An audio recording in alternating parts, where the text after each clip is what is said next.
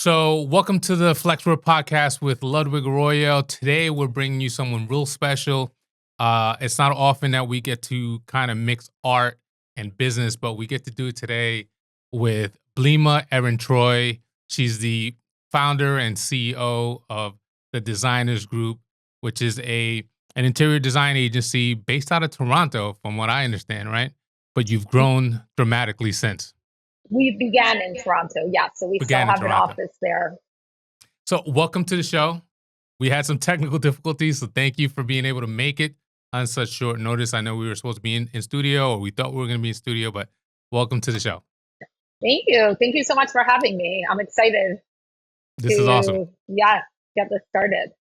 Awesome. So, I like I said, I had some opportunity to do a little bit of research on you, and um, first of all, it's an amazing story. 2011 to 2025. In a short 14 years, you started your agency in Toronto, right? Yes. And you've grown it to what, 3 locations at the very least. I don't know if there's any more. I mean, we can talk about that, but talk a little bit about how you got to the point where you wanted to start your own interior design agency back in Toronto. I'm not sure that I ever really knew that that's what I wanted to do, but it was one opportunity after another that led me to where I am today. Another designer approached me in Toronto about partnering and working together on a couple of projects that she had. And what began as two friends starting to work together metamorphosized into something bigger than any of us imagined. I actually moved to New York on my own, opening the office in New York and Miami, and she stays and manages our Toronto operations. So we've been working on one project after another, and that's really what led to our growth. Our clients in Toronto starting to develop in New York, and our clients in New York starting to develop in Florida. And we are working on different types of interiors throughout the US and Canada. And we're all about impact. We want our designs to make a difference. We want the environments that we're creating to help better the lives of whoever is using them. It's funny you mentioned that impact. One of the things that I love about the entrepreneur journeys specifically is the idea that when you're launching a business, typically you're doing it because you want to create something that fills a need. On the other side, right? You want to build something that helps people out. When you were first starting out in your journey in architectural design or interior design, and what was it that made you want to go? Because to me, you're an artist, right? To me, interior design is art, and I'm an artist. I'm a photographer at heart.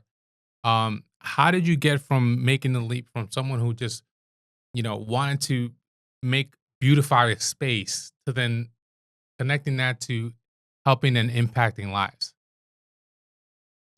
Our motto at the Designers Group is designing with purpose, creating a better world.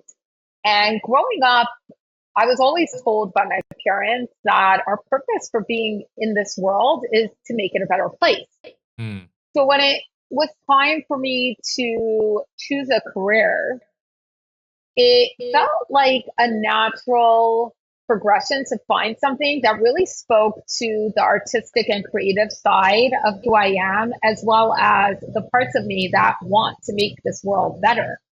And interior right. design just felt like the best marriage of the two. And it really has been incredible to see how the spaces that people are in can really define what they'll be doing and how they'll be doing that. And it's been really rewarding seeing that. And it's also been amazing for me to be able to take something that I love to do and create a career out of that. I recently bought a home with my partner, my girlfriend, and we're a good mix because we're both artists. Um, and when with designing the house that we have, a lot of the times there's always this push and pull between form and function. right? As an artist, as someone who's designing a space, you can easily fall into all form, all beauty, right? Just you just create the most beautiful space, and then um, here I am on my side. I'm always like thinking function. How can we make this space more functional? Do you ever have that? Is that part of your like internal decision making process when you go into a building for the first time, and how much of your decision making is form versus function?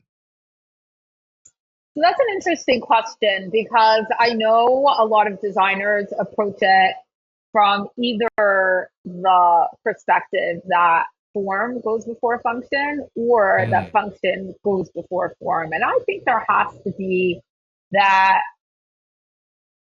cohesiveness between both and that collaboration. If the function is not there, then what is the form really doing? And the same, if the form is not there, then how can we really function optimally? So right. it's really about working with both and making sure that they're aligned. And that's one of the amazing parts of the interior design process, figuring that out and making sure that the result speaks to whoever is in the space so that they can connect to the form so that they can do the function. So when you walk into a space for the very first time, it's a blank canvas. And what I do want to get into also, uh, how much of your work that you do now is corporate or or businesses or multi-family homes versus how much of it is residential. But when you walk into a room for the first time and it's a blank canvas, what is the first thing you're thinking about? Just to point out, we're not always walking into an empty Oh, a room blank. Right, because we right. are doing ground up construction as well, which we're looking at plans and visualizing that way. But yeah, 100%. When we're walking into a space, the way we really approach every project is with the same process. We're in quite a few different industries. We're doing a lot of healthcare and senior living projects, as well as multifamily, office, retail, and we recently got into the education space. Okay. So we're dabbling in quite a few different industries, but we believe that there's so much to learn from each sector, and we can really bring in different aspects of it into others. Gotcha. And it's been amazing doing that and seeing how we can really take parts of one space and bring it into another. But I am digressing a bit. So let me go back to your question, where we start every project with some sort of vision and a strategy. We're looking at who is going to be the end user in the space and how can we ensure that the design of the space supports that and not only supports that, but encourages optimal production. And when I say production, that is if it's healthcare, a way to rehabilitate whoever will be using the space or help them get better. When we're looking at multifamily, we want to give people the best living experience. So, really looking at what that looks like for whichever demographic our clients are looking to attract, and then figure out a way how the design can support that.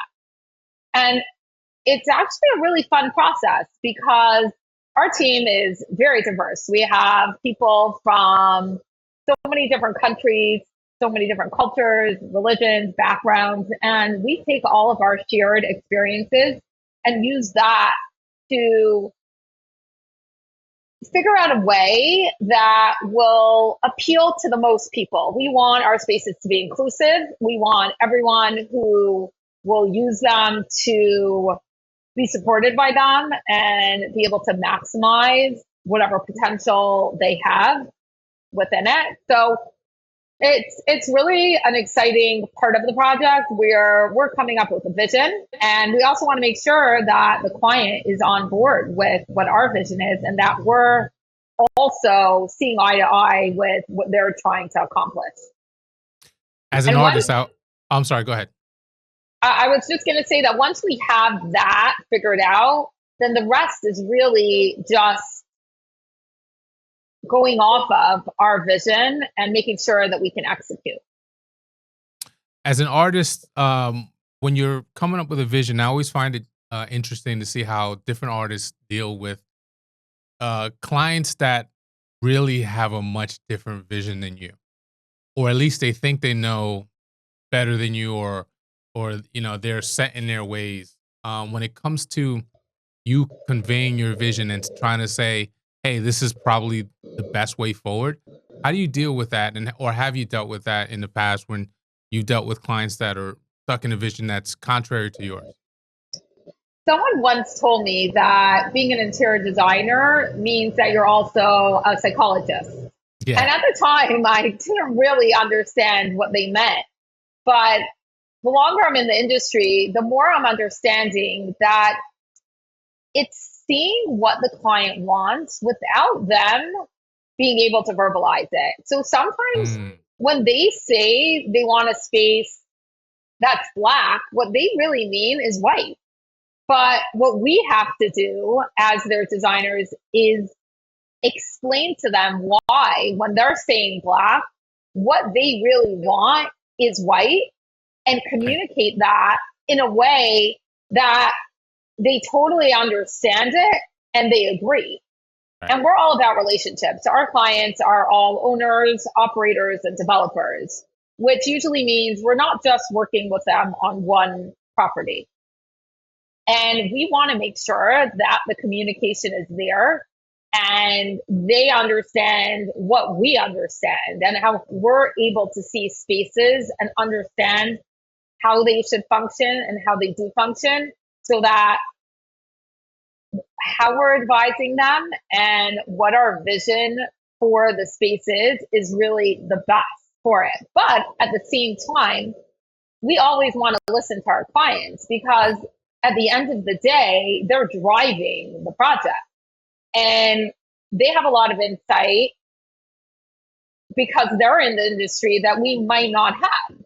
And we don't only just speak to the client when we're working on a space. We'll try to get insight from anyone who uses the space. So that could be from the cleaners to the, if it's to the staff, to employees and the actual client or end user that they're trying to attract, because everyone within a space has another way of experiencing it and we want it to work for everyone that will be using it and to really maximize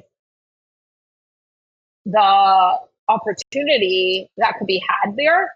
So sometimes it's literally speaking to the people cleaning it because they can see things that someone else might not. So it's been really interesting diving into that as well when we're approaching a new space and really figuring out the best way to go about designing it. I mentioned at the top the journey. To me, it seems pretty meteoric. The fact that you've gone from 2011, I think, is when the agency started in Toronto, to now, 15, 14 years later, and you're a multi-city agency. And uh, can you talk a little bit about the start, how things, you know, how the ball got rolling in Toronto, where you started your agency, and how you got to the point where you said, "Hey, listen, I'm gonna go into New York City now and advance this thing and move this thing forward." So if we want to go back to where it really all began, I Yeah. was, uh, I guess, a teenager when my parents moved my family across the street from our childhood home and began the process of tearing it down and rebuilding it. Mm, And we were literally across the street. So being able to see the entire process of demolition, laying down the foundation, the walls starting to come to life from a 2D floor plan was something that fascinated me. And I knew then that the construction industry, something there was calling to me and that I wanted to explore it further. And like I said earlier, being naturally creative, design just felt like the most natural fit. And it really has been. And when I finished getting my master's in interior architecture and design, I started working at an architectural firm because I really wanted to understand the technical side of design, how a structure is built, what it takes to support it, so that I could really understand when designing what is needed to make something work and to make it last. So that was the start of my career. And when another designer approached me about working together, we started our first few projects. And as we continued to take on more and more projects, we started getting into the commercial. Originally, we started with residential homes. And then once people saw the work that we were doing, we kind of got asked to get into the commercial space and started hiring. And one thing really led to another, where I came to New York to open an office and again had to start from scratch in New York with a couple of projects, but really carve out a name for ourselves once again. And thank God it's been easy because with an amazing team behind me, we have really been able to do one project after another with purpose and with intention. And our clients see that and they see the value that we bring and the passion that we have for every single space that we're working on. And it just translates. And we've been very lucky. And it's been so rewarding to be in this space and really know how our work is impacting the people that Uh, are using the spaces that we work on. I look at the difference between a commercial space and obviously a private home.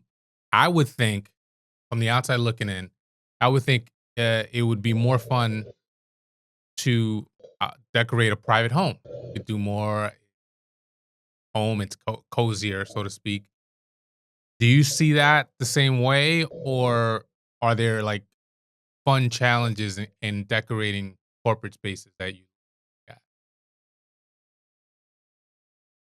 It's an interesting question because I believe that different pieces of art, for example, connect to different people and different spaces talk to one person and it doesn't really resonate with another. But what Yeah. I'll say for us, and I know I speak for my team as well, we're really all about impact. And when we're looking at a senior living community, for example, where people are at the end of their life, they still have many more years to live, but they're starting to wind down. And we have the opportunity to give them that quality of life. What could be more transformative? And not just that, but we get to use our creativity when we're looking at the spaces and how can we give them the best experience at the end of their life. And what we really did was we brought in a hospitality inspired design into the senior living communities that we're working on. Because at the end of the day, there's a lot of similarities. When you're walking into a hotel, you need to check in. When you're walking into a senior living community, there is that person sitting at the desk. So why not make it feel upscale? Why not take the staff that you already have and just allow them to offer better care because they're in better environments and because the space serves that. So for us, it's very exciting and we Yeah. have so much opportunity to be creative because anytime there's code issues or site requirements or budgetary constraints, that allows us to be innovative and think creatively. And those are always our best projects because we're talented. And a challenge for us really drives us to be more creative come Mm. up with better ideas. And I find that to be super exciting. That is super exciting, super cool because it sounds like you could almost become a not just an interior designer, but you can also be a business consultant too, to some level, right? To that uh, senior living facility owner and kind of guiding them on what can improve their business, not just the design side of things. Oh, for sure. But that is all tied in, I believe, because when we're walking a skilled nursing facility, for example, and we're looking at a space, we'll definitely advise them, like, let's bring the rehab gym closer to the front, for example, because that is your jewel of your facility. You want this to be the space that people are coming in for. And that also encourages our clients and the facilities to spend the money on those spaces and in turn be giving their residents the best rehabilitative journey ever because their gym is has the best equipment. So one thing really ties into the other, and we're creative, so we're also looking at not just what the space looks like, but also the messaging of the space, which in turn ties into their branding. And we've gotten involved in the branding of some of our projects because we want there to be that cohesive experience from before you even step through the front door, that everything works together and the messaging is there. So whether it's an office space, right? So a company is coming to us and telling us, we need a new office space. So not only do you want their employees to tie into who they are as a brand and to what their Right. mission is, but you want the clients to understand that. So if they're getting the messaging from their social media, then when they walk into their actual physical space, that has to tie right into who they are as a brand. Mm. And that also has to correlate with their staff, and their staff has to be engaged in what they're trying to offer and what they're trying to accomplish. So one thing really works with the other, and we're here to make sure that that's all cohesive. Could be you could call it a business consultant. I call it all part of the strategy, and our physical space is the place that we can see it manifesting itself for the teams and for the actual branding of the company physically. I'm gonna pivot to a design question that I've always been curious about. Do you at all pay attention to whatever the trend is? Does that inform your designing at any given time? So I'll give you an example. 10, 15 years ago, there was that, the whole country that farmhouse style. And I'm speaking particularly about interior of homes. Um, there's that farmhouse style, right? That became real popular. Was that something that you would have incorporated into your design at the time, or are your designs totally like agnostic of current trends and what's going on in the world? It really depends. I believe that we always have to know what's going on in the world, and we also want to be part of that conversation more often than not ahead of that conversation. But if there are certain trends, then that is what people are identifying with at the time. So you want them to feel comfortable within the space. But at the same time, because construction costs are so high, you also want to design a space that will last and time will not diminish the design. So there are ways of working with accessories or art, which I hesitate to say art because art can be very costly. Sometimes it's more Yeah. expensive than the rest of the design, but Right.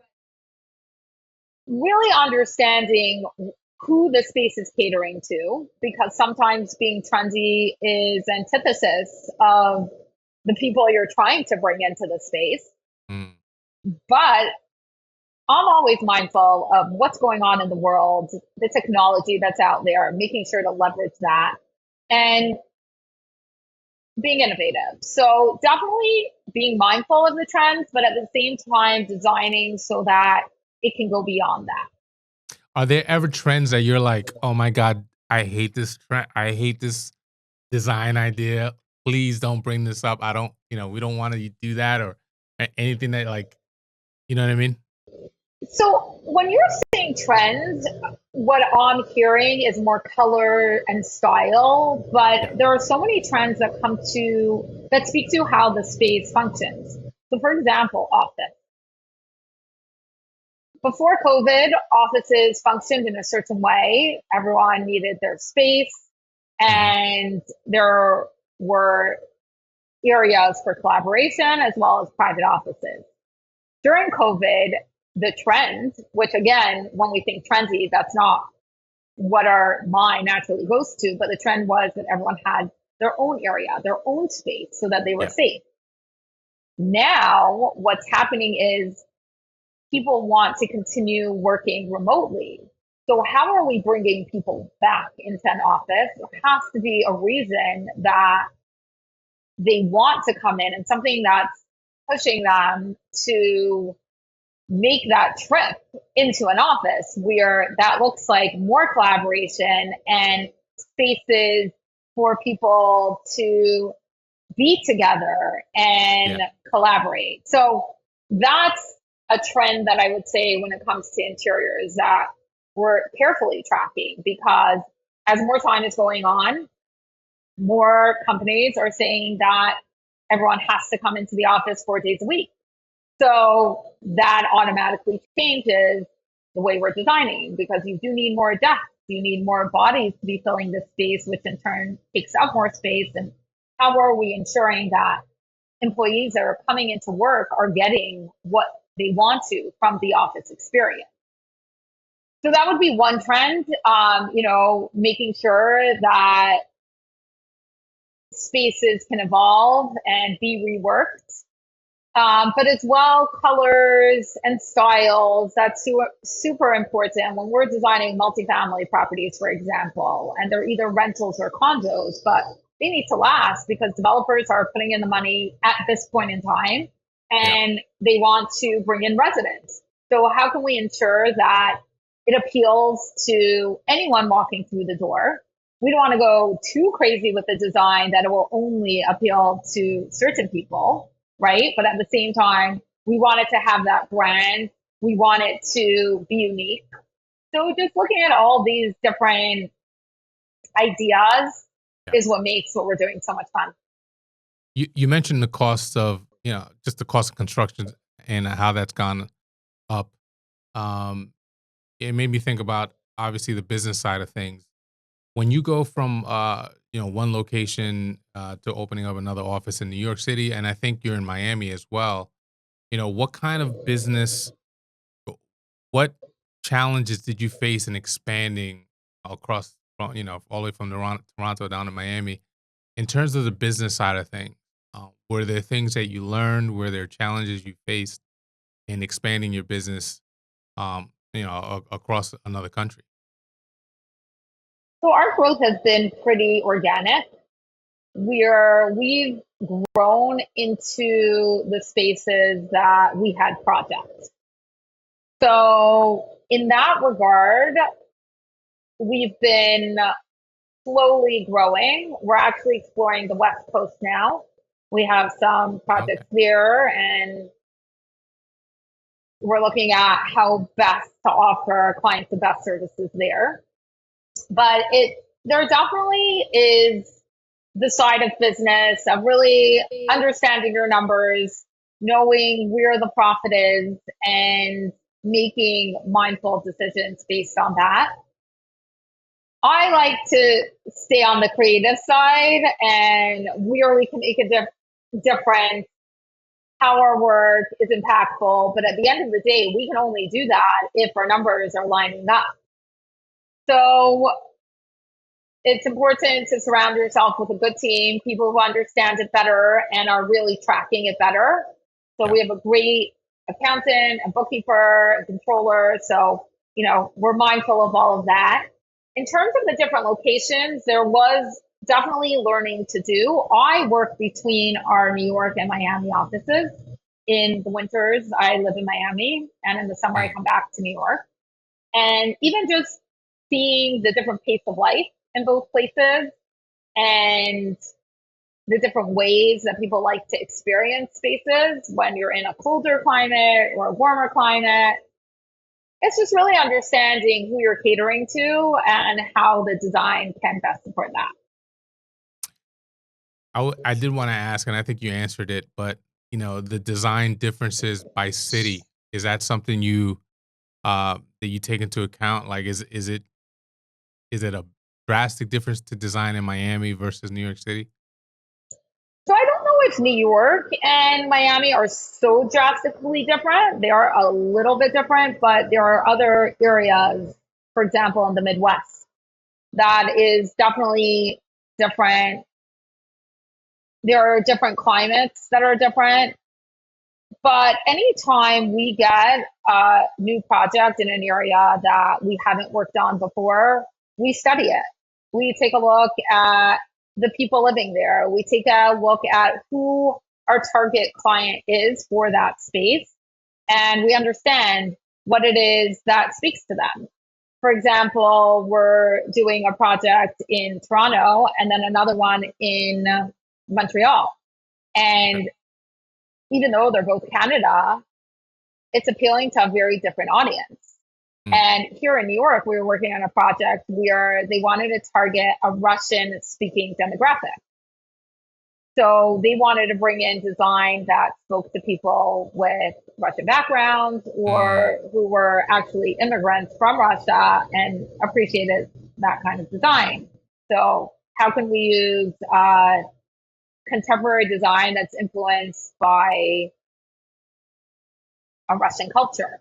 So And there's is that there something that you do intuitively, or are you hitting like the Google and doing research on Russian architecture or Russian, you know, whatever culture? Is that something that you do some research on to make sure you align uh, those those goals?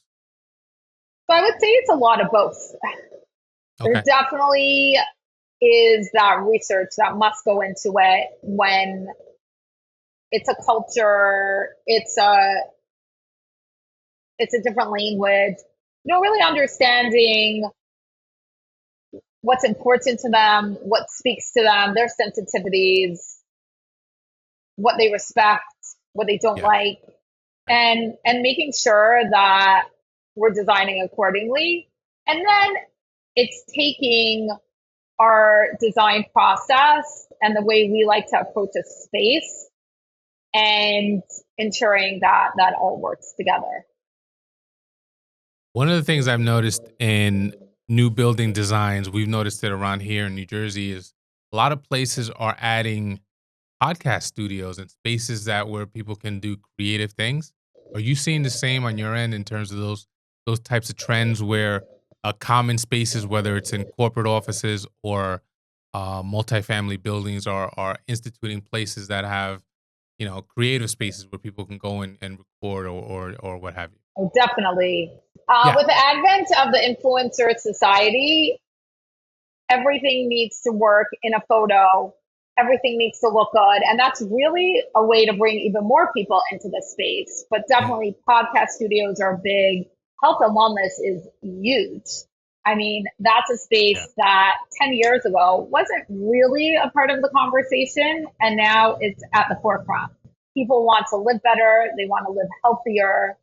And we're seeing it across the board, whether it's in office, whether it's in multifamily, whether it's in an actual healthcare space. The mindset is if we can have better environments, those can help with all of that. So it's definitely top of mind for so many of our clients. And if it's not, we make sure to bring Oh, it that's awesome. to the conversation.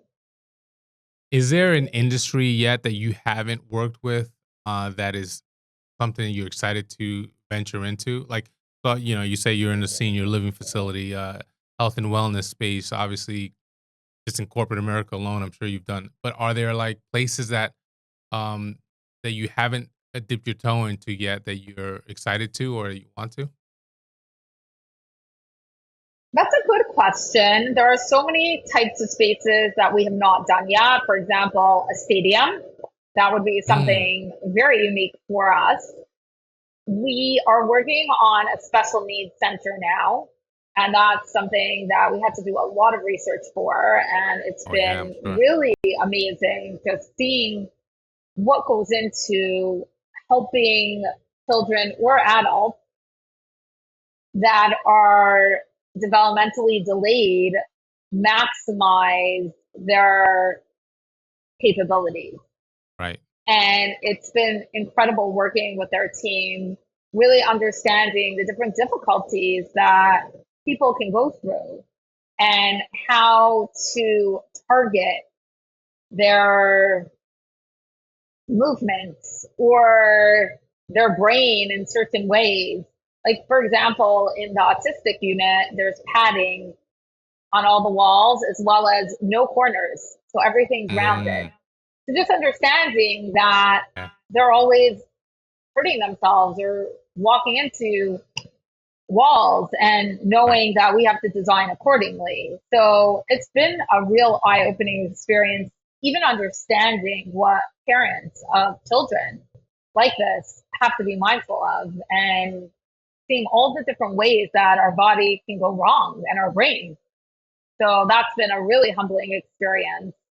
That's Um, fascinating. That's fascinating. I would imagine also you're dealing with uh codes, right? Like so the city has a particular code or the state has a particular health code that you have to kind of fall into, right? You know whether it's having accessible wheelchair accessible areas and all those types of things that you have to be mindful of, I'm sure.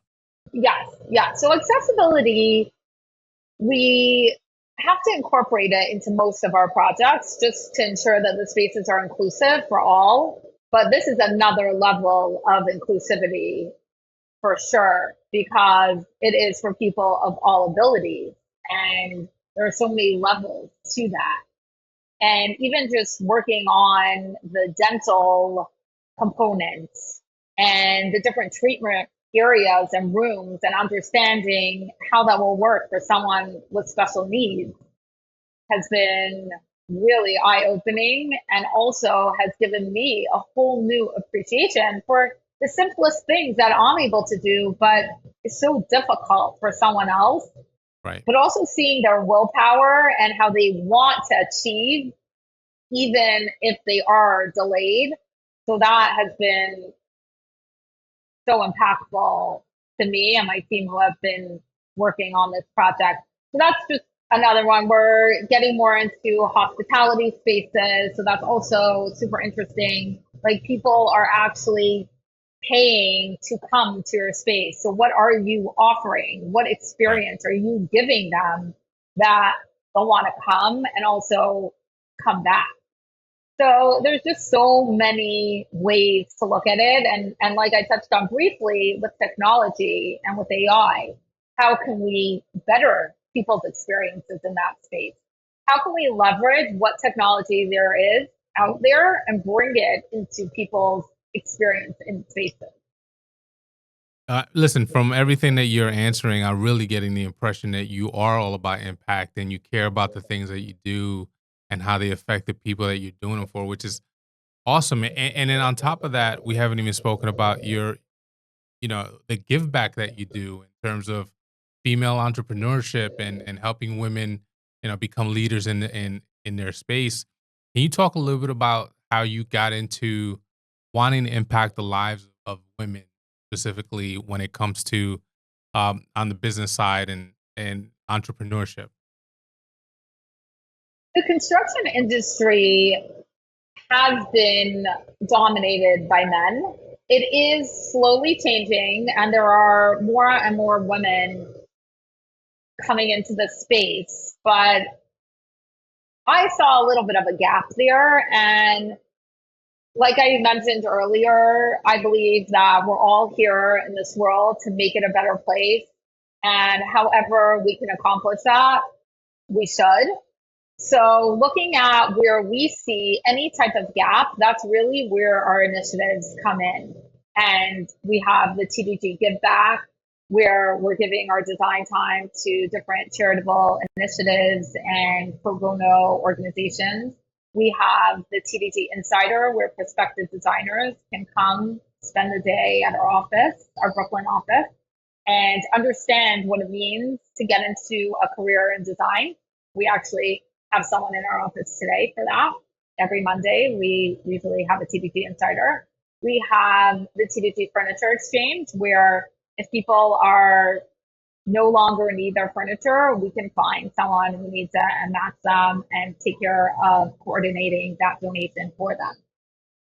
And for me, it's been so incredible to be able to do all these things and really using our firm as a platform to give back and just continue to do that because every interior that we can change and make better and every person's life that we can change and make better, that's the reason that we're here.